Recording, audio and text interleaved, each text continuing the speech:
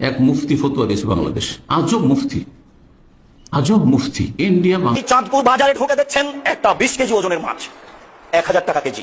আপনি এই বাজারে একজন ধনী মানুষ, যদি আপনি এই মাছ না কিনেন তাহলে আপনি কৃপণ, না কেনার কারণে আপনি জান্নাতে যেতে পারবেন না। আপনি না কিনলে মাছ নষ্ট হবে সন্দেহ হতে হতে। ওই মাছ যদি একজন রিক্সাওয়ালা কিনে, ও আর জান্নাতে যেতে পারবে না, ও তখন অহংকারী, ওর জন্য এটা কিনা হবে না, ওকে পুঁটির মাছ কিনতে হবে, এটাই বিধান, এটাই জীবন। বাংলাদেশে, বিশেষ বাংলাদেশে তো আরো বেশি উদ্ভট মুফতি আছে, আজব মুফতি আছে। এক মুফতি কি ফতো দিয়েছে জানেন? ফতো দিয়েছে যে 20,000 টাকার মাছ বিক্রি হতে এসছে বাজারে, আর আপনি ধনী মানুষ, আপনার পকেটে 20,000 টাকা আছে, আর তারপরে আপনি কিনলেন না, চলে আসলেন মার্কেট থেকে, আর সে মাছটা সরে গেল, কেউ কিনলো না, আপনাকে সোজা জাহান্নাম। এত জাহান্নাম, এত জাহান্নাম, আউযুবিল্লাহ। এ তো খারেজিদের ফতোয়া রে ভাই, কোন অপরাধ করে দিল? হ্যাঁ, আমার জন্য মাছ কেনা ফরজ, 20,000 টাকা পকেট আছে, সেই জন্য। সহজ একটু জ্ঞান নেই,